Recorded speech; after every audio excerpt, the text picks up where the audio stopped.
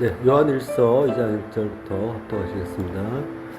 나의 자녀들아, 내가 이것을 너희에게 쓰면 너희로 죄를 범하지 않게 하려 함이라. 만일 누가 죄를 범하여도 아버지 앞에서 우리에게 대언자가 있으니 곧 의로우신 예수 그리스도시라.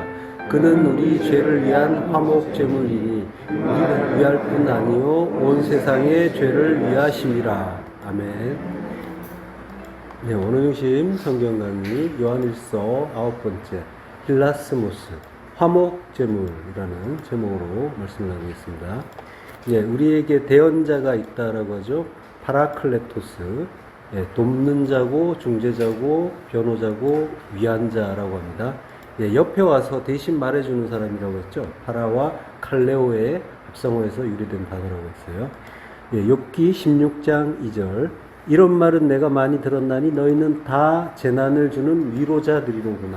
예, 70인역에서 여기에서 한번 욥기의 위로자라는 말로 한번 이 파라클레토스가 쓰였어요. 그래서 이제 이게 나함이라는 말이 원형이에요. 그 말의 PL 분사형이에요. 그래서 메나하메라고 하는데요.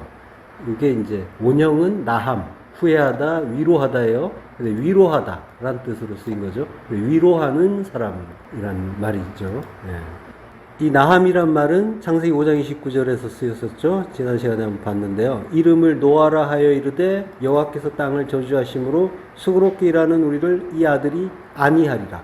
예, 아니하리라가 나함이에요. 나함에서 온 이름이 노아인 거죠. 하나님이 근데 땅을 저주하신다고 해요. 땅을 저주하시기 때문에 이 파라클레토스가 필요하다는 얘기죠. 이 아들이 아니하리라라고 하는데요. 근데 하나님이 땅을 저주하신다는 건 오늘 제목이 화목제물인데 화목제물이라는 그것의 존재 자체도 화목하지 못한 상태이기 때문에 화목해 해야 할 필요가 있어서 드리는 제물이 화목제물인 거죠. 지금 하나님이 땅을 저주하세요. 하나님이 땅을 저주하신다라고 이렇게 표현을 하는데 이게 이제 신인 동성론적인 표현이잖아요. 하나님과 인간의 같은 성격이다 해서 신인 동성이에요. 그리고 이제 손이나 팔 뭐 이런 표현이 나올 때, 발 이런 표현이 나올 때는 동형이라고 그러죠. 그래서 신인 동형론이라고 하고요. 함께 쓸 때는 신인 동성 동형론 그런 표현이라고 해요. 이러한 하나님의 어떤 그런 인간적인 감정이 표현되는 이런 표현은 정말로 하나님이 저주를 하시고 그리고 진노하시고 이러한 그 감정을 가지셨다는 것이 아니라 우리에게 이것은 하나님이 싫어하시는 것이다. 그러니까 거기서 떠나서 하나님이 원하는 다른 방향. 그러니까 땅을 저주하신다라고 한다면은 땅을 떠나서 하늘로 가야 된다라는 걸 가르쳐 주시는 그런 표현이죠. 그리고 후회한다라는 표현도 아까 나함에서 있었죠. 그리고 죄를 미워한다고도 하시고요. 네. 그러니까 하나님은 전부 그게 뭔지를 알아서 하나님이 싫어하시는 것들 그것이 뭔지를 알아서 하나님의 의를 배우라라고 하는 그러한 의도에서 이런 표현이 나오는 거죠. 자, 우리를 노아라는 아들이 아니한다라고 해요. 위로하는 아들. 요게 이제 파라클레토스죠. 위로하는 아들. 예. 그러니까 노아는 주님을 가리키는 그러한 이름인 거예요. 바로 그가 의로우신 예수 그리스도신 거죠. 아니하는 그 아들이. 의롭다라고 하는 말은 이제 디카이오스라고 해요. 예, 원래 성경에서 의롭다는 분은 한 분밖에 안 계시죠. 하나님이세요. 시편 7편 11절. 하나님은 의로우신 재판장이시며 매일 분노하시는 하나님이시로다. 예, 찻디크라고 합니다. 의로우신 분이라고 하는 거예요. 예, 하나님은 의로우세요. 그래서 예수 그리스도도 의로우신 거죠. 의로우신 예수 그리스도세요. 예수 그리스도는 자기 백성을 구원하러 오시는 하나님이잖아요. 그래서 하나님의 의를 실현하시는 하나님인 거죠. 예, 예수 그리스도라는 그 호칭 자체가 예수는 사람이에요. 그리고 그리스도는 신이에요. 그러니까 인성과 신성이 동시에 표현되는 그런 호칭인 거죠. 자, 주님은 의로우세요. 그래서 우리는 죄인인데 그 죄인들에게 필요한 그 중보자가 되실 수가 있다는 거죠. 인성과 신성을 함께 소유하신 분이고, 그래서 사람과 하나님의 사이에서 중보하시는 분이 되실 수가 있다는 걸 가르쳐주는 이름이 예수 그리스도신 거죠. 그분이 의롭다고 하시는 거예요. 하나님처럼. 자, 그런데 하나님이 지금 분노하신다, 뭐 저주하신다, 이제 이런 그 표현들이 있는데, 근데 분노라는 것 자체는 이제 우리가 느낄 수 있는 감정이죠. 어떨 때 느껴요? 뭔가 일이 내 뜻대로 안 될 때, 그리고 내 뜻과 맞지 않은 어떤 일이나 말이 일어날 때, 그때 분노가 나오죠. 뭔가 상황이 내 예측대로, 예상대로 잘 흘러가지 않을 때, 내 기대가 못 미칠 때 분을 낸단 말이에요. 근데 하나님이 이제 분노하시는 분, 진노하시는 분, 저주하시는 분, 이제 이런 표현들이 이제 성경에서 많이 나와요. 아까 이제 그 이유를 말씀드렸지만은 그런 표현이 어마어마하게 많이 나온단 말이죠. 근데 이제 그걸, 거기에 대한 이해를 우리가 이제 해야 되는 거죠. 일단은 우리의 감정을 돌아보면은 우리가 이제 인간관계나 어떤 우리가 하는 어떤 일에서나 여기에서 내 기대가 못 미치고 내 예상과 달리 흘러갈 때 이제 분노하는 감정을 가진단 말이에요. 또 사람과의 관계에서는 나와 다른 말을 할 때, 가치관이 다른 말을 할 때, 또는 의견이 일치하지 않을 때, 이럴 때 화를 내기도 해요. 심지어 교회에서도 성경에 대한 이해가 다를 때도 언쟁이 나거나 마음이 불편해지기도 한단 말이에요. 그러니까 인간관계에서 일어나는 분쟁이나 갈등, 거기에서 나타나는 그런 감정들, 분노라는 걸 포함해서 그런 것들은 사실은 기본적으로 잘못된 믿음 때문에 일어나는 것들이에요. 뭐냐면 상대방이 이 정도는 나에게 해주지 않을까 하는 행동이나 그 어떤 말에 대한 기대가 있잖아요, 사람들이. 거기에서 미치지 못할 때 나오는 감정이란 말이죠. 분노라는 게.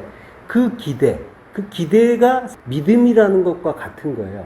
그러니까 믿음의 대상은 하나님인데 사람을 믿어버리고 어떤 일에 대해서 자기가 믿음을 준 거예요. 요걸 교회로 좁혀서 예를 들자면은 초신자 대할 때와 또는 연륜이 있으신 분, 뭐 집사님이나 장로님이나 권사님을 대할 때 기대치가 다르잖아요.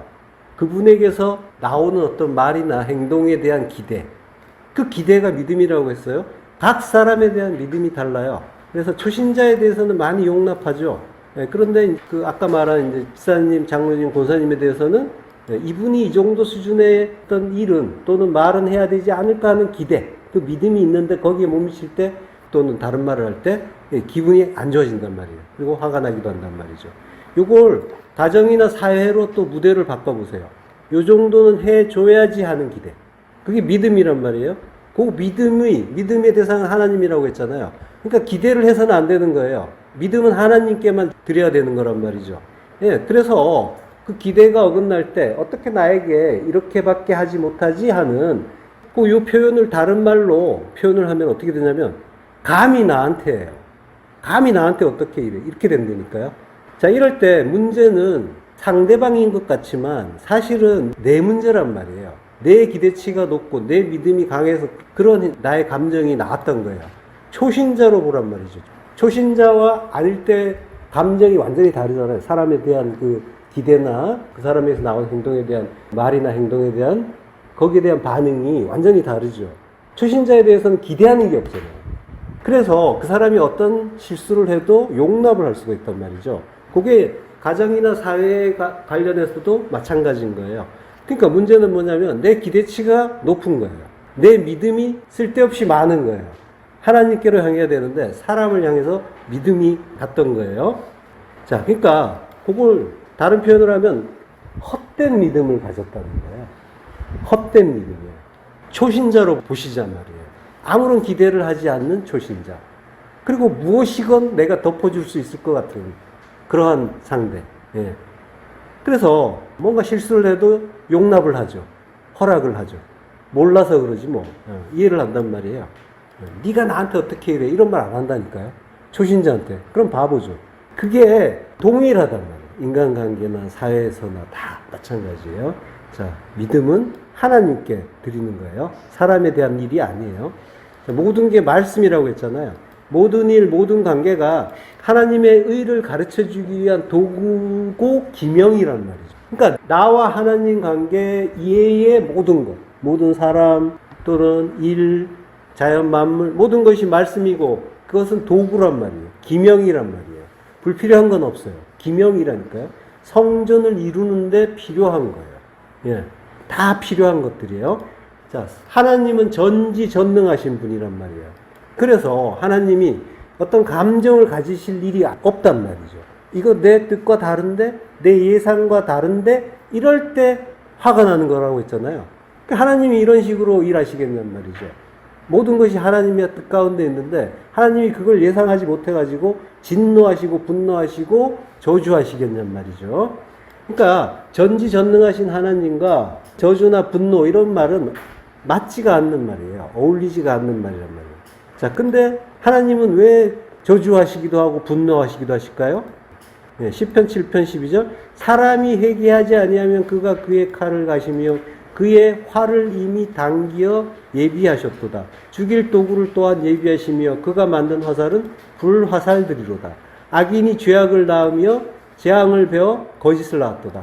이거 바로 앞에서 하나님이 분노하시는 장면이 나와요. 그 이유를 지금 이렇게 설명을 한단 말이에요. 회개하지 않기 때문에 화를 낸다고 하세요. 그리고 죄악을 낳고 거짓을 낳기 때문에 분노하신다고 하는 거예요. 자, 그러면 이걸 표면적으로 이해하면 지금까지 이제 말씀드린 것처럼 하나님이 전지전능하신 분인데 이런 것들을 예상을 전혀 못해가지고 왜 내 기대치에 안 맞아? 왜 내 예상과 달라? 이러면서 화를 내시겠냔 말이에요. 하나님이 설마 우리가 알아서 회개를 할 수 있을 거라고 기대하셨을까요? 기대치가 없단 말이에요. 하나님은 우리에게. 예, 하나님은 우리를 조성하신 분이세요. 우리를 몰라서 우리에 대해 헛된 믿음을 가지셨겠단 말이에요. 믿음을 주시는 분이지 우리에게 믿음을 요구하시는 분이 아니란 말이에요. 절대로 그럴 리가 없단 말이죠. 자, 그러니까 회개해야 된다라는 그런 그 당위성을 가르쳐 주시는 거란 말이죠. 그래서 회개하지 않아서 내가 칼을 간다라고 하는 거예요. 그리고 활을 당겨 예비했다라고 하는 거예요. 회개한다는 말은 슈브죠. 이게 이제 회개한다는 말인데 되돌아가다, 오다, 그리고 회복하다 이런 뜻이에요. 그러니까 하나님의 마음으로 돌아오고 회복해야 된다라고 이제 말씀하시는 거예요. 헬라어로는 메타노이아라고 하죠. 이게 이제 마음을 돌이킨다는 얘기예요. 이걸 회개라고 해요. 마음을 바꿔라. 그리고 그가 그의 칼을 가시며 그의 활을 이미 당기어 예비하셨도다. 칼, 헤레브예요. 헤레브를 간대요. 예, 날카롭게 간다라는 뜻이 있죠. 라타시. 근데 망치로 치다는 뜻도 있어요. 예, 망치로 쳐서 날카롭게 할 수도 있겠죠. 그렇지만 망치로 친다는 건 지금 칼을 갈아가지고 회개 안 하면 죽여버린다. 표면적으로는 이렇게 보이잖아요. 그러면 하나님은 이제 이렇게 이해해버리면, 보이는 대로 이해해버리면 하나님은 이제 무서운 하나님이 되시는 거예요. 분노하시고 칼 갈고 활 당겨서 쏘고, 예. 하나님은 이런 분으로 알게 되면은 그러면 이제 인간은 하나님 앞에서 무서워서 덜덜 떨 수밖에 없게 되는 거죠. 그래서 토의 진화는 열심히 나오게 되는 거예요. 이거는 복음이 아니죠. 기쁜 소식이 아니잖아요, 전혀. 협박이죠. 공갈은 아니지만 협박이잖아요. 예. 하나님이 하신다면, 만약에 하신다면 하시겠죠. 예. 어쨌든 복음이 아니라, 기쁜 소식이 아니라 협박이 된단 말이에요. 만약에 정말로 그 하나님이 그렇게 칼 갈고 죽여버린다라고 지옥의 사자 같은 그런 하나님이겠냔 말이죠. 예. 자, 칼은 말씀이죠. 말씀은 예수 그리스도시죠. 칼을 어떻게 한대요? 라타시, 망치로 친대요. 그러니까 예수 그리스도를 망치로 친다는 거예요. 주님이 먼저 맞아 죽으시는 거예요. 활을 당긴대요. 케셰트, 활. 케셰트는 무지개잖아요. 그 무지개라는 활은 하늘을 향해 당겨져 있죠. 예, 시위가. 자, 활을 당겨 예비했다라고 하는데, 예비했단 말은 쿤이에요. 준비하다, 확립하다, 확고하다 이런 뜻이 있어요. 그러니까 활이 확실하게, 그 무지개가 확실하게 준비되어 있다라는 거죠. 그런데 그 활은 하늘을 향한다고 했잖아요. 하나님이 죽으신다는 거죠. 그러니까 내가 죽을 준비가 확실하게 되어 있다라는 거죠. 너희의 구원을 위해서. 자, 그리고 죽일 도구를 또한 예비하시며 라고 해요. 죽인다는 말은 마웨트예요. 죽음, 명사예요. 그리고 도구는 캐리. 이게 이제 성전의 기명을 이야기하는 거예요. 기구, 기명. 자, 그러니까 죽음의 도구예요. 죽음의 도구. 도구가 성전의 도구예요. 근데 성전을 만드는 데 필요한 도구라는 의미예요. 요걸 네 전치사가 있어요. 그리고 이제 3인칭 단수가 붙어가지고 로예요. 그를 위하여. 지난 시간에도 했죠? 그를 위하여. 예, 그는 성도일 수도 있고, 그리고 앞에서 계속 하나님이 이랬단 말이에요. 하나님일 수도 있다는 거예요. 예. 자, 그러니까 하나님이라면은 이 죽음의 기구는 뭐겠어요? 성전을 위해서 필요한 기구, 성전을 이루기 위해서 반드시 필요한 죽음의 기구는 십자가죠. 십자가가 역시 확실하게 준비되었다라고 하는 거예요. 내가 죽을 준비가 확실하게 됐다. 자, 이게 협박으로 들리세요? 복음이잖아요. 이 말씀이 참으로 복된 소식으로 들리려면 하나님이 화목제물로 죽으시는 은혜의 십자가에 나도 함께 죽어야지 하는 그 마음이 드셔야 되는 거예요. 그러면 그것이 완전하게 참된 복음이 되는 거죠. 자, 그래서 예수 그리스도께서 십자가에 죽어주심으로 의로운 화목제물이 되시는 거예요. 이렇게 로마서 10장 4절 그리스도는 모든 믿는 자에게 의를 이루기 위하여 율법의 마침이 되시니라. 모든 믿는 자에게 의를 이루기 위해서라고 하는데 이룬다는 말은 없어요. 에이스 디카요시네. 의를 위하여란 뜻도 되고 의 안으로 그런 의미도 되죠. 자, 디카요시네. 의라는 거는 하나님이 당신의 백성들에게 그 하나님 자신이 하신 그 언약, 구원의 언약을 신실하게 이루어 주시는 것. 이게 의죠. 그걸 위해서 주님께서 십자가에서 자기 몸을 죽이시고 영으로 우리 안에 오시잖아요. 그래서 의로운 예수 그리스도신 거죠. 자, 요한복음 16장 10절 의에 대하여라 하면 내가 아버지께로 가니 너희가 다시 나를 보지 못하며 아버지께로 가니 멀리 하나님 나라로 가서 하나님 아버지한테로 가시는 게 아니라 아버지란 말이에요. 아부는 하나님의 집, 하나님의 성전이죠. 성전은 우리란 말이죠. 우리 안으로 오시는 거예요. 우리 안으로 오심으로 너희가 나를 못 본다. 안에 오시니까 눈으로는 못 보는 거죠. 자, 그게 의란 말이죠. 그 의를 이루어 주시는 분이 예수 그리스도세요. 그래서 율법의 마침이 된다라고 하는 거죠. 율법, 노모스의 마침, 텔로스, 끝이에요. 십자가에서 육이 죽으시는 거죠. 테텔레스타이로 죽으시는 것. 이게 다른 말로 율법의 마침이라고 하는 거예요. 육이 죽는 거. 그러니까 그 십자가의 죽음은 고난의 어떤 그런 모습으로 보이지만 율법이 끝나고 그리고 진리의 아들로의 시작이 이루어지는 부활하는 그 모습인 거죠. 십자가에서 육이 죽는 거란 말이죠. 육이 율법이란 말이에요. 그리고 성경에서 말하는 육은 보이는 모든 것을 이야기해요. 그래서 그것을 보이는 대로 보면 다 육인 거예요. 우리도 육이고 우리의 두 마음도 육이고 세상도 육이고 다 육인 거예요. 그 안에 들어있는 거예요. 그게 마치는 거예요. 그걸 마치면 그럼 완성이죠. 텔로스, 끝이에요. 그리고 마침, 종결, 완성이란 말이에요. 그러니까 죽음이 완성인 거예요. 그래서 무트예요. 말씀이 완성되는 것, 죽음이란 말이죠. 자, 그러니까 성도는 그 세상, 그 육이라고 하는 그 세상에서 빠져나오는 자인 거예요. 율법에서, 두 마음에서, 자기 자신에게서, 세상에서. 요걸 출애굽이라고 하는 거예요. 엑소더스. 성도의 신앙생활은 바로 하나님의 이 뜻을 배우고 그 뜻이 우리 안에 살아 역사함으로써 성전, 우리 안에 하나님 나라를 이루기 위해서란 말이죠. 그걸 위해서 주님이 화목제물로 죽어주시고 그리고 우리 안에 그 율법을 그의 피로 씻어서 끝마치게 해주시는 거란 말이죠. 로마서 3장 25절 합독하시겠습니다.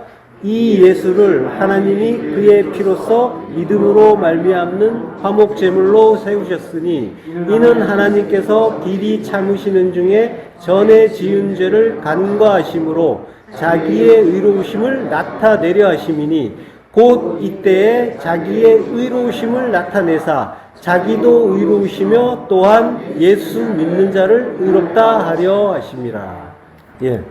이 예수를 하나님이 그의 피로써 믿음으로 말미암는 화목 제물로 세우셨다라고요. 그의 피로써라고 했는데 요게 이제 N이고 피는 하이마죠. 그러니까 그의 피 안에서, 그러니까 예수의 피고 하나님의 피인 거죠. 그 피 안에서 디아호 피스토스, 믿음을 통해서 화목 제물로 세우셨다라고 해요. 화목 제물은 여기에서 힐라스테리온이라고 해요. 오늘 제목이 힐라스모스죠. 화목 제물인데 조금 달라요. 글자가 좀 다르죠. 자, 힐라스테리온은 속죄하는 것, 그리고 속죄소 이런 뜻이 있어요. 그러니까 속죄하는 것이니까 속죄하는 제물도 돼요. 제물의 의미도 되는데 속죄소의 의미도 있는 거야. 속죄하는 장소의 의미도 있는 거예요. 자, 히브리서 9장 5절. 그 위에 속죄소를 덮는 영광의 그룹들이 있으니, 이 속죄소가 힐라스테리온이에요. 자, 그러니까 힐라스테리온이라는 말이 화목 제물로도 쓰이고 속죄소로도 쓰였죠. 예. 분명히 이제 주님이 이렇게 되셨다라고 하는 걸 지금 성경이 말씀하고 있고, 그러면 이제 주님 자신이 화목 제물이 되시는 걸 우리가 분명히 이해하는데 속죄소도 되신다는 뜻이 되는 거예요. 속죄소.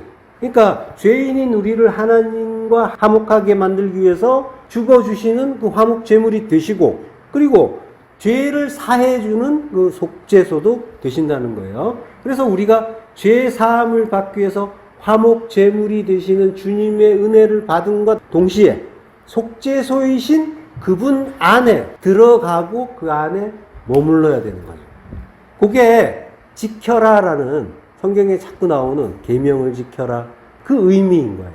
다음 시간에 하겠지만 지켜라의 의미.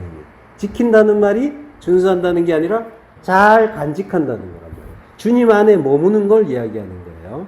자, 이는 하나님께서 길이 참으시는 중에 안옥해 오래 참으며 전에 지은 죄를 간과하심으로 파레시스 간과한대요. 벌하지 않고 내버려 두는 걸 말해요. 그렇게 하심으로 자기의 의로우심을 나타내려 하심이라. 왜? 화목 제물을 세우실 거기 때문에. 그래서 죄를 없이 해 주실 거기 때문에. 그래서 오래 참고 간과해 주시는 거죠. 간과는 이제 파레시스라고 하는데요. 이게 파라, 옆으로라는 뜻이죠. 그리고 보내다, 햄이라는 뜻이 있어요. 옆으로 보낸다는 거예요. 그래서 연기한다, 미룬다 이런 뜻이 있는 거예요. 하나님은 공의의 하나님이에요. 그래서 죄를 보시면은 그냥 지나가시면 안 돼요. 원래는. 근데 심판을 유보하실 수 있는 게 인간들의 죄를 그리스도께서 그 피로 담당하시기 때문에 그 근거, 그 구속의 근거 위에서 인간들의 죄를 잠시 간과해 주시는 거죠. 그리고 그 피가 덮으면 그러면 하나님은 지나가 주시는 거죠. 그것이 당신의 의다라고 하는 거예요. 그러니까 하나님은 우리에 대해서 전지전능하심으로 잘 아신단 말이죠. 그래서 우리가 어떤 존재인지를 알고, 그래서 죄를 지을 수밖에 없는 존재라는 걸 하나님은 잘 아세요. 그래서 이러한 그 방편을 만드신 거란 말이죠. 화목제물. 그러니까 이 화목제물로 예수 그리스도가 오시고 죽으시는 것, 이게 하나님의 의로우신 증거가 되는 거죠. 하나님의 그 의로우심의 증거가 될 수가 있는 거죠. 의의 증거. 마태복음 3장 15절. 예수께서 대답하여 이르시되 이제 허락하라. 우리가 이와 같이 하여 모든 의를 이루는 것이 합당하니라 하시니 이에 요한이 허락하는지라. 허락하라라는 말은 아피엠이에요. 이 아피엠이라는 말은 굉장히 다양한 뜻으로 쓰여요. 내보내다, 버려두다, 용서하다. 용서하다니까 죄를 사하다라는 뜻으로도 쓰이고요. 뒤에서 좀 더 보기로 하고요. 우리가 이와 같이 하여라고 해요. 이와 같이 하여. 이게 후토스예요. 이런 방식으로. 이렇게 하여 모든 의를 이루는 것이, 하여 신혜를 이루는 것이 합당하다라고 해요. 프레포. 적합하다 하시니 이에 요한이 허락한대요. 자, 여기서 이제 허락하라는 말이 여기에 이제 아피엠인데 명령법 과거로 쓰였어요. 헬라어에서 명령법은 이제 과거와 현재 두 가지가 있어요. 근데 이제 현재와 과거형은 그 시제가 다른 것처럼 보이지만 시제가 다른 건 아니에요. 명령법이란 말이에요. 그러니까 과거를 명령할 수는 없잖아요. 과거에 뭘 해라고. 그러니까 시간의 종류가 아니라 동작의 종류를 이야기하는 거예요. 동작이 다른 거예요. 현재형은 계속 반복하는 동작. 그걸 명령할 때 현재형으로 쓴 거예요. 그리고 과거형은 이례적인 거. 한 번에, 그러니까 영단번의 명령을 이야기하시는 거예요. 성경이니까, 하나님의 명령이니까 영단번의 명령을 할 때 과거형으로 쓰이는 거예요. 그리고 그걸 분명하게 해야 되고, 시간과 관계없이 그걸 해야 되고, 그리고 긴박한 느낌으로 지팡이를 짚고 허리띠를 띠고 먹으라라고 말씀하시는 그런 식으로 긴박한 느낌으로 말씀하신단 말이죠. 사도행전 2장 38절. 베드로가 이르되 너희가 회개하여 각각 예수 그리스도의 이름으로 세례를 받고 죄사함을 받으라라고요. 여기 이제 회개하다라는 말, 회개하라, 이게 명령법이란 말이에요. 너희가 회개하라. 그리고 각각 예수 그리스도의 이름으로 세례를 받으라. 이렇게 돼 있어요. 죄사함을 받으라는 말은 동사가 아니에요. 죄를 사하는 세례를 받으라. 이렇게 돼 있어요. 자, 그게 이제 전부 명령법이란 말이에요. 그리고 명령법 과거예요. 그러니까 회개는 한 번 하는 거예요. 완전히 돌이키는 그 메타노예요. 마음을 바꾸는 회개. 두 마음에서 한 마음으로 완전히 바꾸는 거예요. 예. 자, 그리고 각각 예수 그리스도 이름으로 세례를 받으라고 하는데 각각이란 말이 나오죠. 이게 헤카스토스예요. 각각이면서 모든이에요. 이건 이제 교회를 가리키는 그런 말이기도 하죠. 표현이기도 하죠. 각각이면서 각각이 교회죠. 그리고 다 합쳐서 교회죠. 한 사람 한 사람이 교회란 말이에요. 그리고 모두가 하나의 교회. 마태복음 16장 27절 인자가 아버지의 영광으로 그 천사들과 함께 오리니 그때에 각 사람이 행한 대로 갚으리라. 예. 한 사람 한 사람 그리고 한 사람도 빠짐없이 모두가 갚는다고 하는 거예요. 행한 대로. 자, 인자가 아버지의 영광으로라고 하죠. 예, 인자 예수 그리스도께서 아버지의 영광으로 아버지의 영광으로라고 했는데 n이라는 전치사가 있어요. 독사 안에서 하나님의 영광 안에서 오신다는 거예요. 독사라는 거는 영광이라는 건 하나님의 뜻이 드러나고 이루어지는 것 이걸 말하죠. 그 뜻은 하나님 나라의 새 창조잖아요. 그 뜻 안에서 그걸 이루려고 주님이 우리 안에 오시는 거니까 그 일이 지금 우리 안에서 일어나고 있는 거예요. 그 천사들과 함께 온대요. 현재형이란 말이에요. 미래형이 아니에요. 올 것이다가 아니라 지금 오는 거예요. 천사는 안겔로스예요. 안겔로스는 하나님이 보내신 것, 보내신 자라고만 성경은 해석하지만 보내신 것이란 의미도 된단 말이에요. 보내신 것, 하나님 우리에게 보내신 것은 말씀이잖아요. 그 말씀이 천사란 말이에요. 진리의 말씀과 함께 오시는 거예요. 천사들과 함께 온다는 게 그 진리의 말씀과 함께 주님이 지금 내 안에 오시는 거예요. 그때 각 사람이 행한 대로 갚으리라. 예, 행한 대로 갚는데요. 잘하면 천국, 못하면 지옥. 그렇게 보이기도 하지만 예, 그게 아니라는 걸 아시죠? 예. 행한 대로 프락시스라고 프락시스. 카타호 프락시스. 그래서 이제 행동대로라고 하는 거죠. 이게 동사가 프라소예요. 성취하다, 행하다예요. 그러니까 프락시스는 어떤 것을 성취하는 어떤 행위, 행동이 되겠죠. 뭐를 성취하는 행동일까요? 자, 프라소는 70인역에서 주로 히브리어 아싸와 얄라크의 역어로 쓰여요. 아싸는 행하다는 거예요. 행하는데 창조의 어떤 행위를 하는 거예요. 창세기 1장에서 하나님이 뭔가를 만드실 때, 창조하실 때 쓰신 단어란 말이에요. 그리고 얄라크, 가다, 오다라는 뜻이에요. 그러니까 십자가의 길로 가는 거예요. 주님 따라 가는 거예요. 가는데 길은 주님밖에 없으니까 간다는 건 주님 따라가는 거예요. 성도는. 자, 그러니까 십자가의 길로 가서 하나님 나라를 이루는 행함을 한 대로 갚아준다라고 하는 거예요. 갚아준다가 아포디도미라고 해요. 예, 넘겨주다, 양보하다, 돌려주다, 갚다예요. 자, 마태복음 5장 26절. 진실로 내게 이르노니 내가 한 푼이라도 남김없이 다 갚기 전에는 결코 거기서 나오지 못하리라. 자, 우리는 하나님께 갚아야 될 뭔가가 있다라고 하세요. 그리고 그걸 갚기 전에는 나올 수 없다라고 하세요. 그러니까 행한 대로 갚아주신다고 하는데 우리도 갚을 게 있어요. 근데 갚아야 되는데 마태복음 18장 25절. 갚을 것이 없는지라. 우리는 갚을 수가 없다라고 하세요. 자, 그래서 어떻게 하시냐면요. 마태복음 6장 4절 후반부 은밀한 중에 보시는 너의 아버지가 갚으시죠. 네, 우리는 못해요. 그래서 하나님이 갚아주시는 거예요. 그래서 그 주인이 탕감해 주죠. 탕감해 준다는 말이 아피엠이에요. 다 갚아주세요. 하나님이 다 갚아주시는 거예요. 그래서 우리가 가장 마지막 네 번째 호리도 남김없이 이게 이제 에스카토스 코드란테 쓰잖아요. 마지막 네 번째 사랑을 우리가 배우고 이루고 그러고 옥에서 풀려나는 거죠. 자, 우리라는 성전은 사랑으로 완성되는데 그 성전은 하나님이 화목 제물로 죽으시고 그리고 우리 안에 오셔서 사랑이신 당신 자신을 넘겨주심으로 아포디도미 넘겨주신단 말이에요. 그게 갚음이에요. 넘겨주는 게 갚는 거예요. 그 갚음의 의미는 대속이란 말이에요.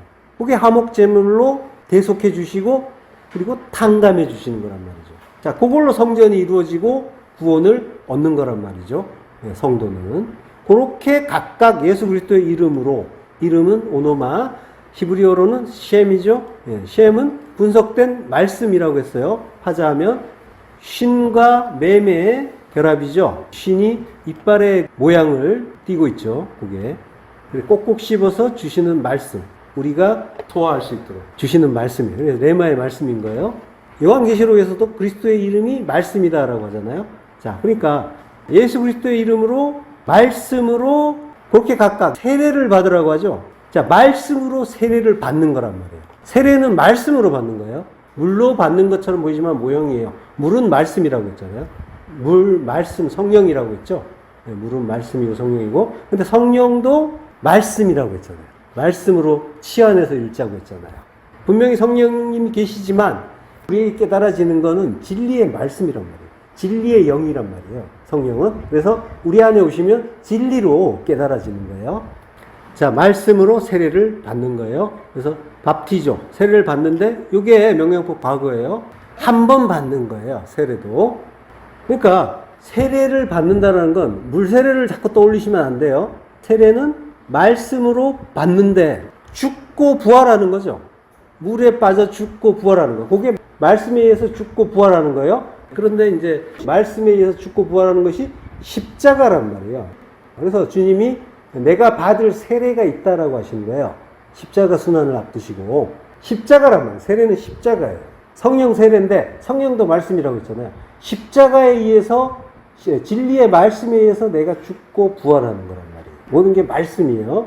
그러니까 우리가 뭐 십자가에 달려 죽을 수도 없고, 물에 빠졌다가 깨어날 수도 없고, 전부 말씀에 의해서 죽고 되살아난다, 부활한다라는 걸 계속 가르쳐 주시는 그러한 일이란 말이죠. 자, 그리고 죄사함을 받으란 말은 없다고 했죠? 너의 죄사함을 위하여, 에이스 아페시스라고 해요. 너의 죄사함을 위하여 세례를 받으라. 자, 그러니까 회개와 세례는 한 번이라고 했어요. 명령법 과거예요. 회개는 완전히 마음이 돌이키는 거라고 했죠. 두 마음이 한 마음이 되는 거예요. 우린 둘로 모든 걸 보잖아요. 선하게 두 마음으로. 그러니까 나 중심으로 판단하던 두 마음이, 자, 모든 건 선하다라고 하는, 새 창조를 위해서 선한 거예요.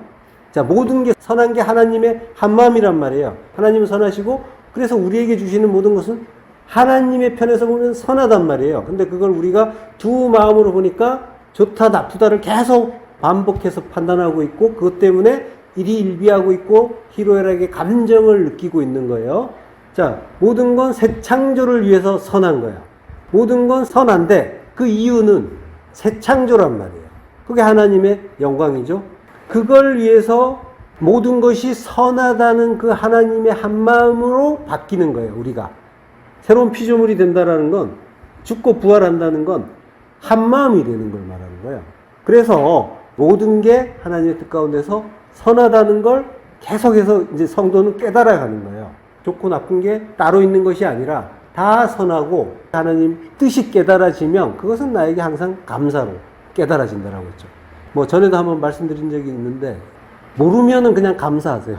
그리고 왜 감사인지를 찾으시면 되는 거예요. 그러니까 성도는 점점 그 감사가 많아지고 빨라지는 거예요. 그게 이제 성도인 거예요.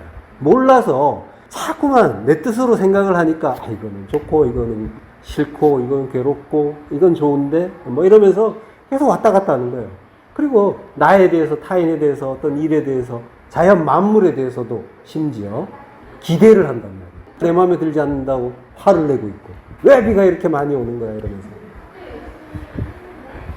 자, 마음을 바꾸라, 세례를 받으라. 자, 세례는 십자가 죽음이라고 했죠. 그 물에 의해서, 말씀에 의해서 죽고 부활하는 게 세례예요. 그러니까 세례에 의해서 우리의 두 마음, 선하게 두 마음이 죽으면, 멈추면, 그러면 그걸 우리의 죽음이라고 해요. 다나토스, 죽음. 두 마음이 멈추는 거. 예. 두 마음이 멈추고 한 마음이 되면 그걸 부활이라고 해요. 하나님의 그 선하신 한 마음이 되면 그게 부활인 거예요. 하나님 나라로의 부활인 거예요. 그러니까 세례가 곧 회개인 거예요. 십자가에 의해서 마음이 바뀌고 이제 하늘로 돌아오는 거죠. 그 모든 것이 십자가에서 일어나는 거예요. 그걸 화목제물이신 주님이 우리에게 본을 보여주시는 거예요. 아, 감사합니다가 아니라 나도 같이 거기에서 죽어야 돼. 나도 화목제물 되는 거란 말이에요. 산 제사예요. 자, 이와 같이 모든 일을 이루는 것이 합당하니라. 이와 같이 이렇게 하는 거란 말이에요. 십자가에 죽는 방식. 예. 모든 의를 디카요 신혜를 이룬다. 이것이 합당하다. 이에 요한이 허락하는지라. 그가 그를 허락했다라고요. 그가 그를. 예, 요한이란 말은 원래 없어요. 그가 그를 허락했다. 이게 이제 그가 예수를, 요한이 예수를 허락했다라고 하는데 아피엠이에요. 그러니까 아까 아피엠이가 다양한 뜻으로 쓰인다고 했죠. 내보내다, 버려두다, 용서하다, 죄사하다. 예. 마태복음 4장 11절. 이에 마귀는 예수를 떠나고 천사들이 나와서 수종드니라. 여기서 천사들 아까 나왔었죠. 천사들이 진리의 말씀이라고 했죠. 자, 마귀는 율법이라고 했죠. 더러운 말씀, 더러운 영, 더러운 말씀. 자, 근데 이게 이에 마귀는 예수를 떠나고 하는데 이게 지금 표현이 똑같단 말이에요. 마귀와 예수만 빼면 그가 그를 허락했다. 세례 요한이 예수님께 아피엠이 한 거랑 똑같은 구조예요. 그가 그를 허락했다. 마귀가 예수를 허락했다. 아피엠이 같은 말이라는 거예요. 그러니까 마귀가 예수를 떠나요. 율법이 떠난 거죠. 예수님은 이제 율법으로 오신 거니까, 말씀이 유신되어 오신 것이니까 이제 죽으시는 거죠. 그게 허락된 거죠. 그게 받아들여진 거죠. 예. 자, 율법이 떠나고 진리의 말씀이 수종된다. 섬긴다. 마태복음 12장 31절. 그러므로 내가 너희에게 이르노니 사람에 대한 모든 죄와 모독은 사하심을 얻되 성령을 모독하는 것은 사하심을 얻지 못하겠고. 예. 사하심을 얻는단 말도 아피엠이에요. 용서하다. 사하심을 얻다. 자, 그러니까 죄사함의 의미가 있다고 했죠. 이 구절은 쉽게 이해가 되시죠? 사람에 대한 죄와 모독은 사하심을 얻고 얻을 수가 있겠지. 그러고 성령을 모독하면 이건 하나님을 모독하는 거니까 사하심을 얻지 못하겠지. 이렇게 이해가 되죠. 자, 근데 병행 구절이 있어요. 누가복음 12장 10절. 누구든지 말로 인자를 거역하면 사하심을 받으려니와 성령을 모독하는 자는 사하심을 받지 못하리라. 어때요? 이해가 잘 되시나요? 이게 병행 구절인데 표현이 조금 다른데 위에는 사람이고 누가복음에서는 인자예요. 이 사람의 아들이겠죠? 호 히오스 호 안드로포스. 자, 요게 사람과 인자가 같은 의미예요. 그러니까 인자는 사람의 아들로 오셨을 때는 율법 아래에 오셨잖아요. 말씀이 육신되어 육신으로. 육은 아까도 말씀드렸지만 세상이라고 했고 보이는 것들이라고 했고 두 마음이라고 했고요. 자, 그러니까 율법이란 말이에요. 율법이기 때문에 거역한다라고 했는데 마태복음에서는 모독한다라고 했죠. 예, 모독한다라고 했는데 블라스페미어. 그래도 된다라고 하는 거예요. 율법이기 때문에 그래야 되는 거고 오히려 예수를 부정하는 것과 같은 거예요. 예, 그리고 성령은 모독하면 안 된다라고 하는 거예요. 예, 율법과 진리에 대한 대조를 하고 있는 거예요. 자, 본문으로 가세요. 그는 우리 죄를 위한 화목제물이니 우리만 위할 뿐 아니요 온 세상의 죄를 위하심이라. 예, 화목제물이 필요해요. 그런데 화목제물이 필요하다는 건 화목하지 못하다는 거예요. 화목하지 못하다는 건 하나님이 인간에 대해서 진노하고 계시다는 거죠. 아까 하나님이 진노하시는 그런 구절들을 우리가 봤죠. 하나 더 볼게요. 스바냐서 1장 14절에서 16절 그리고 18절을 보겠습니다. 합독하시겠습니다. 여호와의 큰 날이 가깝도다. 가깝고도 빠르도다. 여호와의 날의 소리로다. 용사가 거기서 심히 슬피 우는도다. 그날은 분노의 날이요 환난과 고통의 날이요 황폐와 패망의 날이요 캄캄하고 어두운 날이요 구름과 흑암의 날이요 나팔을 불어 경고하며 견고한 성읍들을 치며 높은 망대를 치는 날이로다. 그들의 은과 금이 여호와의 분노의 날에 능히 그들을 건지지 못할 것이며 이 온 땅이 여호와의 질투의 불에 삼켜지리니 이는 여호와가 이 땅 모든 주민을 멸절하되 놀랍게 멸절할 것임이라. 예. 자, 하나님의 그 분노와 질투의 불 이런 그 감정들이 나오죠. 여호와의 큰 날이 가깝도다. 가깝고도 빠르도다라고 해요. 큰 날은 욤 가돌이라고 해요. 가돌은 크다 그리고 위대하다라는 뜻이에요. 큰 날, 위대한 날, 심판의 날이죠. 여호와의 날은. 그래서 여호와의 날은 심판의 날이면서 구원의 날이죠. 그 그 날이 가깝고 빠르다. 물론 이제 심판의 날에 대한 이해도 이렇게 바르게 하고 계시지만 이걸 이제 잘 모를 때 심판의 날 이러면 이제 다들 두려워서 떨잖아요. 그렇게 두려워 떠는 그 심판의 날로 이해한다면은 그 날이 가깝고 빠르다고 하면은 엄청나게 두려운 느낌이 들죠. 근데 구원의 날이면은 어때요? 그 날이 가깝고 빠르면 감사한 일이 되겠죠.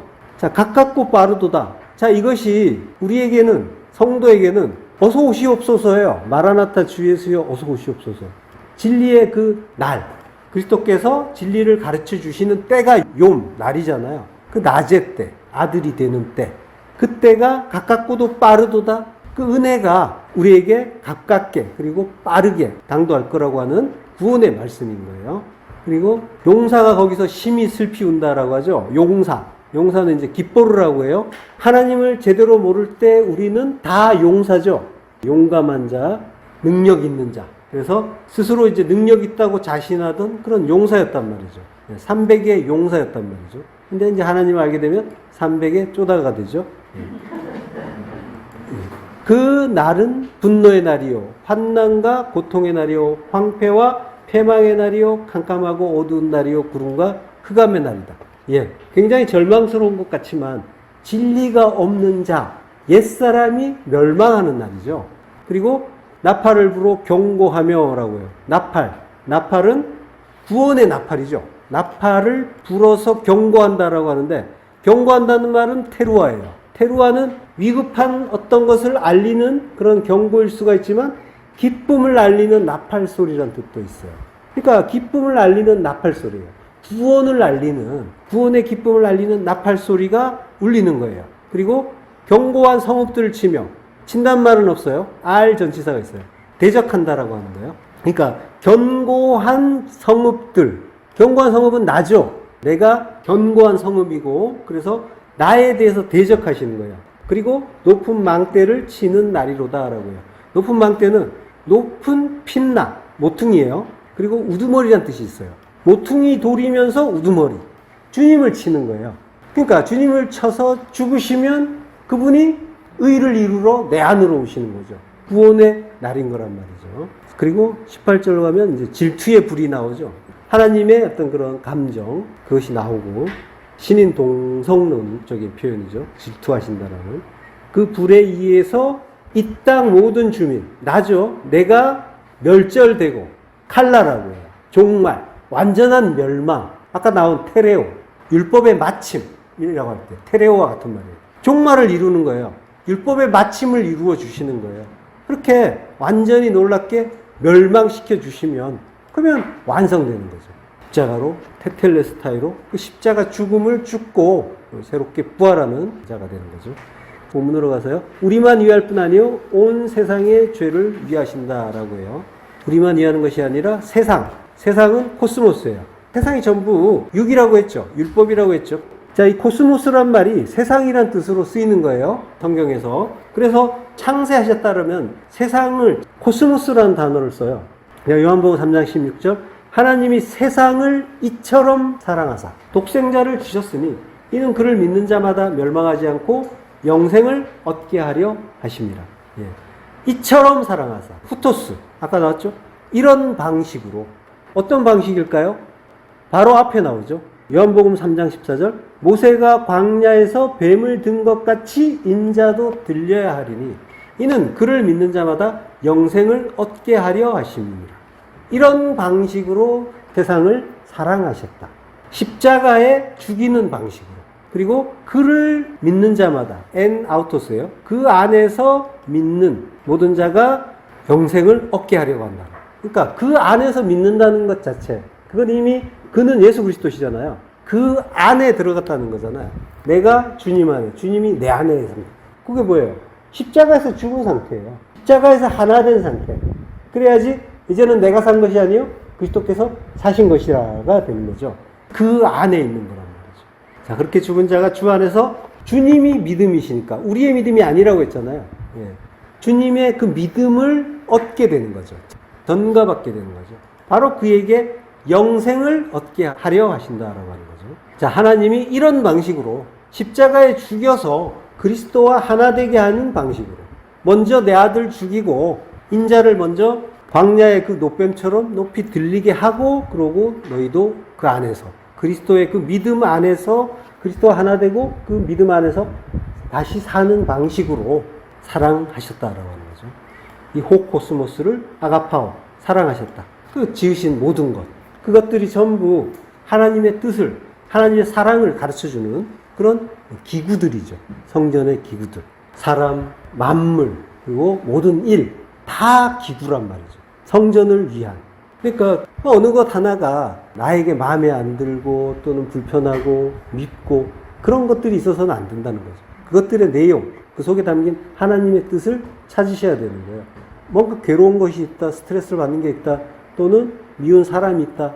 이게 전부 하나님의 뜻을 전혀 신경 쓰지 않는, 깨닫지 못하는 상태인 거죠. 자, 마태복음 13장 35절. 이는 선지자를 통하여 말씀하신 바 내가 입을 열어 비유로 말하고 창세부터 감추인 것들을 드러내리라 함을 이루려 하십니다. 예, 창세. 새가 세상이죠. 이게 이제 코스모스예요. 세상의 시작부터 감추인 것들을 드러내리라. 그걸 비유로 말씀하신대요. 파라볼레. 옆으로 던진다라고 하는 거예요. 그리고 감춘 것들을 드러내리라. 크립토라고 해요. 이게 이제 감추인 거예요. 감춘 거를 크립토라고 하는 거예요. 이제 드러내면은 아포칼립소라고 되는 거죠. 그러면 이제 계시가 되는 거죠. 아포칼립시스 이러면은 이제 계시록이 되는 거죠. 계시고 계시록. 그걸 감춘 것들을 에류고마이 드러낸다. 말씀하신다라는 거예요. 자, 그러니까 모든 것들은 비유로 주어지고 있다는 거죠. 그래서 못 알아먹었던 거예요. 모든 것들이 다 비유로 주어져 있어서 그래서 그걸 감추인 것들을 하나님이 가르쳐 주시면 주님이 우리 안에 오셔서 가르쳐 주시면은 그것들이 내용이 깨달아지죠. 그러면 이제 진리가 되잖아요. 진리가 되면 진리는 다 드러난 거죠. 감춘 것이 다 벗겨지는 거죠. 알레테이아. 감춰지지 않는다는 거예요. 감춰졌던 것이 다 벗겨져서 드러나는 거예요. 성막을 덮었던 그 짐승 가죽, 예수의 그 몸, 그 율법이 드러나는, 걷어지면 그러면 그 안의 내용이 훤하게 보이는 거죠. 그러면은 우리가 겪는 모든 일들이 그 내용이 깨달아지는 거예요. 그러니까 우리의 그 탐심, 선악의 그 두 마음 때문에 그 모든 것들이 그 비유가 진리로 보이지 않고 그것을 있는 그대로 그것이 실제라고 받아들여졌단 말이에요. 그래서 그것들이 나에게 영향을 끼쳤어요. 그것들이 하나님의 뜻으로 깨달아져서 하나님 나라를 이루어 가야 되는데 그것들을 내가 보이는 대로 보고 판단하고 그것들을 그게 실제라고. 그 비유로 주신 건데 그것 자체. 달을 보라고 하는데 손가락만 보고 있는 거예요. 손가락을 열심히 보면서 왜 어둡냐라고 괴로워했던 거죠. 자, 그러니까 우리가 일상에서 이런 일들을 많이 겪는단 말이에요. 모든 것들이 다 비유로 주어지는 거예요. 그래서 그것들을 뭔가 이제 비유라고 하는 거는 그 속에 진리를 담아 주셨다는 의미예요. 이것들은 뭐 별거 아닌 거야. 그래서 이것들은 비유니까 상관없는 거야가 아니라 그 속에 담겨 있는 진리를 깨달으라고 하나님이 특별히 선물로 주신 것들이란 말이에요. 그러니까 이거를 허투루 거부하거나 미워하거나 이럴 필요가 전혀 없다는 거죠. 그 안에 든 하나님의 뜻, 그 마음을 우리가 깨달아가야 되는 거죠. 모르면 감사부터 하시고요. 자, 요한복음 1장 9절. 참빛, 그 세상에 와서 각 사람에게 비추는 빛이 있었나니 그가 세상에 계셨으며 세상은 그로 말미암아 지은 바 되었으되 세상이 그를 알지 못하였고 자기 땅에 오매 자기 백성이 영접하지 아니하였으니 영접하는 자, 곧 그 이름을 믿는 자들에게는 하나님의 아들이 되는 권세를 주셨으니 이는 혈통으로나 육정으로나 사람의 뜻으로 나지 아니하고 오직 하나님께로부터 난 자들이니라. 예. 참빛, 진리의 빛이에요. 알레티노스, 진리의 빛. 그 빛이 있대요. 그리고 세상에 와서, 세상, 코스모스, 세상에 이제 와서가 아니라 세상 안으로 온, 근데 여기에 뭘 수식하냐면 안드로포스를 수식해요. 사람이에요. 그러니까 세상 안으로 온 모든 사람을 비추는 참빛이 있다. 이렇게 되는 거예요. 자, 그러니까 굉장히 은혜로운 구절이죠. 세상 안으로 온 모든 사람.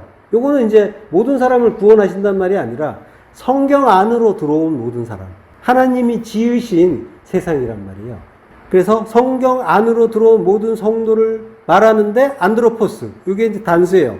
예수 그리스도의 그 참빛, 그 진리의 빛이 모든 성도를 비추고 성경 독자인 나를 완전히, 나 전체를 완전히 그림자 없이 온전하게 비추어 주신다라고 하는 거예요. 자, 그가 자기 땅에 왔대요. 자기 땅이란 말은 없어요. 이디오스라고. 자기 자신에 속한 것이란 말이에요. 그러니까 자기 자신의 것 안으로 엘코마이 왔어요. 근데 자기 백성이 영접하지 않았다라고 하는데 역시 백성은 없어요. 이디오스. 자기 자신의 것들. 자기 백성이란 뜻이 또 되죠. 예. 그들이 그를 영접하지 않았다. 예. 파랄람바노 하지 않았다라고요. 그리고 영접하는 자, 곧 그 이름을 믿는 자들에게는 하나님의 자녀가 되는 권세를 주셨으니. 영접하는 자라고 할 때는 과거형이에요. 이미 영접한 거예요. 영접한 자, 이미 영접한 자, 곧 그 이름을 믿는 자가 아니라, 이게 이제 에이스예요. 에이스호 오노마예요. 그래서 아우토스도 있어요. 그래서 그의 이름이에요. 오노마가 이름이죠. 그의 이름 안에서, 에이스니까 그의 이름 안에서 믿는 자, 그 이름을 믿는 것이 아니라 그 이름 안에서. 근데 이름은 쉔이라고 했잖아요. 쉔은 말씀이라고 했죠. 그러니까 말씀 안에서 믿는 자. 그러니까 십자가 안에서 믿는 거예요. 십자가 안에서 믿는 자. 말씀 안에서 믿는다는 거는 레마의 말씀으로 받는 거잖아요. 그러니까 예수 그리스도 안에서, 십자가에서 죽고 그리스도 안에서 말씀으로 내 안에 오신 그분의 말씀을 듣는 거죠. 그 이름, 쉔이란 말이죠. 그에게 하나님의 자녀가 되는 권세, 엑수시아는 자격이죠. 하나님의 자녀가 되는 권세를 주셨다라고 해요. 자, 이는 혈통으로나 육정으로나 사람의 뜻으로 나지 아니하고 오직 하나님께로부터 난 자들이다. 그러니까 이러한 그 자격 있는 자, 이 권세, 이 자격이 있는 자는 하나님께로부터, 에크데오스, 하나님께로부터 겟나오. 이게 이제 과거형이에요. 나아졌다. 이미 태어났다라고 하는 거예요. 자, 빛이 어둠을 알아보지 못해서 영접하지 못했다라고 이제 앞에서는 말씀하셨지만 그것과 무관하게 그는 하나님으로부터 태어난 거예요. 성도는 태어났어요. 그래서 그가 알아보거나 말거나 빛이 비추는 거예요. 그래서 빛은 비추어지고 있고 하나님의 때에 눈을 뜨게 되고 깨달아지게 되는 거죠. 로마서 5장 10절. 곧 우리가 원수 되었을 때 그의 아들의 죽으심으로 말미암아 하나님과 화목하게 되었은즉 화목하게 된 자로서는 더욱 그의 살아나심으로 말미암아 구원을 받을 것이니라. 예. 자, 성도는 바로 이 자리, 원수라는 자리로부터 출발을 하는 거예요. 그 자리에서 내가 출발했다라는 걸 아는 거예요. 그가 성도란 말이에요. 원수인데 그의 죽으심, 디아호 다나토스, 그의 죽음을 통해서 카탈라소, 이게 화해가 된 거예요. 자, 우리를 원수라고 하시죠? 원수란 말은 히브리어로 오예브라고 해요. 출애굽기 15장 6절. 여호와여 주의 오른손이 권능으로 영광을 나타내시니이다. 여호와여 주의 오른손이 원수를 부수시니이다. 예. 오른손은 야민입니다. 예. 야민은 손이라는 뜻은 원래 없었어요. 근데 이제 워낙 오른쪽으로 손으로 많이 쓰니까 오른손인데 오른편이라는 거예요. 올바른. 주님의 그 오르심에 의해서 원수가 부서지죠. 산산이 부서지죠. 라츠. 완전히 산산이 부서지는 그 원수란 말이에요. 오예부. 그런 자가 이제 성도예요. 원래. 근데 이 원수라는 말이 하자면 알레프, 요드, 바이트죠. 알레프와 바이트는 아부, 하나님의 성전이란 말이에요. 아버지란 뜻이면서 하나님의 집, 하나님의 성전이에요. 거기에 요드, 손이 있는 거예요. 그러니까 주님의 그 오른손에 의해서, 십자가에 박히는 그 손에 의해서 하나님의 성전으로 세워지는 자, 그가 하나님의 원수라고 하는 거예요. 자, 그 손에 의해서 더욱 화목하게 된 자인 우리는 더욱 그의 살아나심으로 엔호조에 그 생명 안에서 N이니까 안이에요. 안. 그의 생명 안에서 소조 구원을 받을 것이니라. 자, 이 은혜는 원수에서 화목제물의 그 자리까지 낮아지신 주님의 은혜로 인해서 모든 성도가 동일하게 구원의 은혜를 받는 거죠. 이 은혜는 모든 성도에게 어느 누구도 다른 은혜가 없죠. 네, 더 특별한 은혜도 없고 더 낮은 은혜도 없어요. 똑같은 은혜란 말이에요. 따라서 성도의 신앙생활이라는 것은 모든 성도와 마찬가지예요. 모든 성도가 받는 그 구원의 은혜와도 마찬가지로 모든 선진들, 사도들, 모든 구원받은 성도들의 경험을 반복하는 거예요. 자, 보세요. 우리가 각각의 인생을 살죠. 근데 다 성도예요. 근데 각각이에요. 생활이 다 달라요. 그래서 겪는 일들이 달라요. 그러니까 어떻게 생각하냐면 고난이 다르다고 생각해요. 그리고 심지어 내 고난이 더 커. 너보다는 내가 더 힘들어. 이런 생각도 해요. 누구는 참 편해 보이고 나도 저렇게 하나님의 은혜와 사랑을 받아서 좀 편하게 넉넉하게 이렇게 살면 얼마나 좋을까. 마치 이제 저 사람과 나는 전혀 다른 어떤 그런 은혜를 받는 것처럼 그렇게 생각할 때가 있단 말이에요. 자, 근데 그게 아니라는 거죠. 각각의 인생을 살지만 은혜는 다 똑같다고 했죠. 전부 십자가 은혜예요.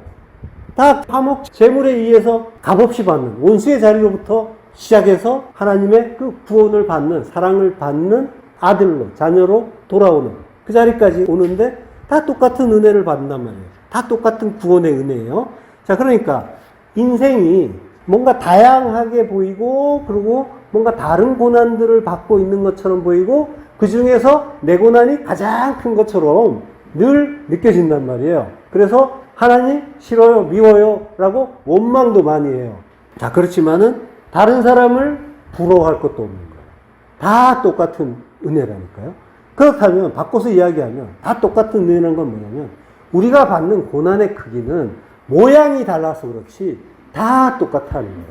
그리고 우리가 겪는 고난이라는 것도 결국은 이 보이는 세상에서 잠시 겪는 것들이에요. 그게 커봐야 얼마나 더 크겠어요. 사실은 크지도 않은데 우리가 착각하고 있는 거죠. 사실은 다 똑같단 말이에요. 은혜가 똑같듯이 겪는 것도 다 똑같아요.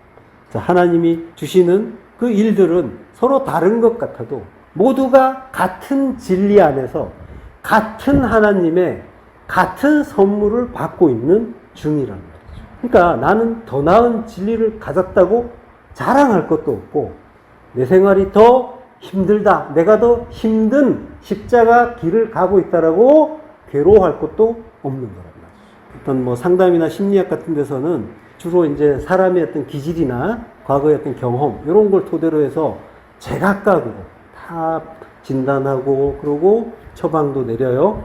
그거는 하나님을 전혀 모르는 사람들의 일이에요. 복음을 몰라서 하는 일이란 말이죠. 과학자들이나 학자들의 어떤 진단이나 처방을 복음과 혼동해서는 안 되는 거예요. 내가 이렇게 힘든 건 뭐 때문이야, 뭐 때문이야, 뭐 때문이야 이렇게 막 분석을 하잖아요. 그걸 쫓아가서는 안 되는 거예요. 전부 십자가 고난이란 말이에요. 전부 내 탐심에 의한 거예요. 자, 모든 일이 십자가 진리를 가르쳐주는 일이고 거기에는 경중이 따로 없단 말이죠. 눈으로 보이는 그 외모에 따라서 내 십자가가 더 크고 무겁다 이렇게 어리석은 그런 말을 하지는 말아야 되는 거죠. 네, 십자가는 다 같은 하나의 십자가란 말이죠. 다른 거는 오직 나의 죽음뿐이에요. 더 죽었나 덜 죽었나. 자, 우리가 십자가에 달려서 죽어가는 강도라고 했어요. 그러면 뭐가 무겁겠어요? 십자가에 달려 죽어가고 있다고 생각을 해보세요. 무거운 게 뭐예요? 나라니까요. 내가 무거운 거예요. 다른 게 무거운 게 아니라 나만 무거워요. 예. 여전히 살아있는 나.